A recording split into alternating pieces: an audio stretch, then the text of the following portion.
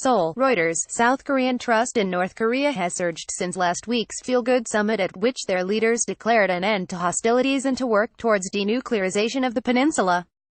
A survey taken on Friday, the then North Korean leader Kim Jong-un met South Korean President Moon Jae-in, showed 64.7% believe the North will denuclearize and keep peace.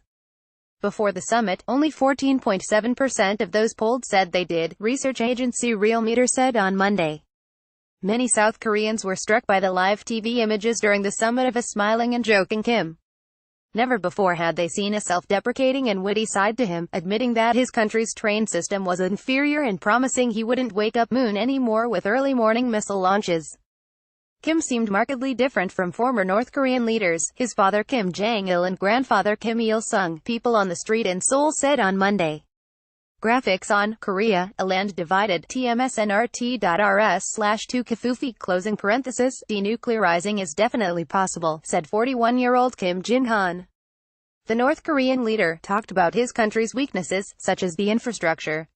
He was very open about that. This is very different from the previous leaders. So I think he is ready to wholly give up nuclear weapons.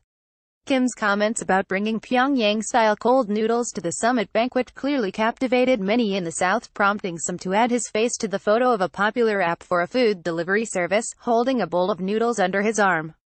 One social media post getting attention said that with a successful summit, South Korea should brace for an onslaught of North Korean beer as the first wave of cultural aggression. A parody showed a South Korean news announcer reporting that Kim complaining about watery South Korean beer compared to Taedonggang beer featured in the background. South Korea's stock market got a boost on Monday, lifted by shares of construction companies and train and steel manufacturers on hopes for joint economic projects. Next summit. A euphoric mood also enveloped the presidential Blue House on Monday as Moon was greeted by cheers and a standing ovation by scores of aides and staff.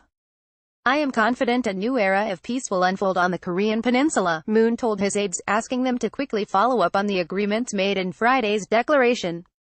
The two sides are technically still at war since their 1950-53 conflict ended in a truce, not a treaty.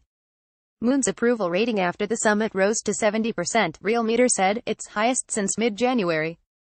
Moon also told aides that U.S. President Donald Trump deserved the Nobel Peace Prize for helping to end the standoff with North Korea over its nuclear weapons program, a South Korean official said. President Trump should win the Nobel Peace Prize. What we need is only peace, Moon told aides, according to a Blue House official who briefed the press. North Korean leader Kim Jong-un, inside a vehicle, bids farewell to South Korean President Moon Jae-in as he leaves after a farewell ceremony at the truce village of Panmunjom inside the demilitarized zone separating the two Koreas, South Korea, April 27, 2018.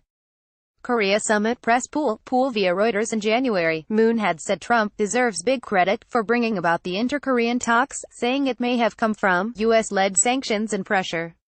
Friday's final declaration, however, leaves many questions unanswered, particularly what denuclearization means or how that will be achieved. Much hinges on Kim's upcoming summit with Trump, who said it could happen in the next 3 to 4 weeks.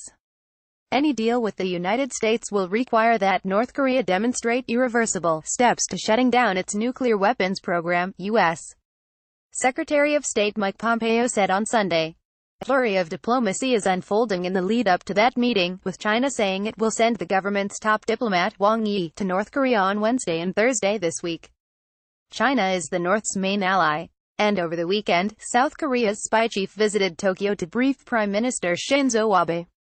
No more speakers in initial small steps towards reconciliation, South Korea said on Monday it would remove loudspeakers that blared propaganda across the border, while North Korea said it would shift its clocks to align with its southern neighbor. South Korea turned off the loudspeakers that broadcast a mixture of news, Korean pop songs and criticism of the North Korean regime as a goodwill gesture ahead of the summit.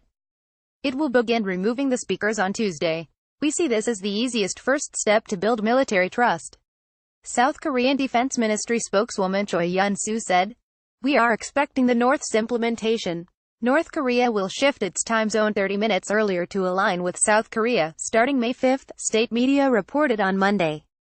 The KCNA dispatch said the decision came after Kim found it a painful wrench to see two clocks showing different times on a wall at the summit venue. The Northern Time Zone was created in 2015 to mark the 70th anniversary of Korea's liberation from Japanese rule after World War II. South Korea and Japan are in the same time zone, 9 hours ahead of Greenwich Mean Time. Kim also told Moon during the summit he would soon invite experts and journalists from the United States and South Korea when the country dismantles its Punggye-ri nuclear testing site, the Blue House said on Sunday. South Korean President Moon Jae-in shakes hands with North Korean leader Kim Jong-un during their meeting at the Peace House. Korea Summit Press Pool via Reuters. North Korea has conducted all 6 of its nuclear tests at the site, a series of tunnels dug into the mountains in the northeastern part of the country. Some experts and researchers have speculated that the most recent, and by far largest, blast in September had rendered the entire site unusable. But Kim said there were 2 additional, larger tunnels that remain in very good condition, beyond the existing one, which experts believe may have collapsed. Additional reporting by Joo-min Park in Seoul and Matthew Miller in Beijing. Writing by Malcolm Foster. Editing by Lincoln Feast and Nick McFeore. Standards. The Thomson Reuters Trust Principles.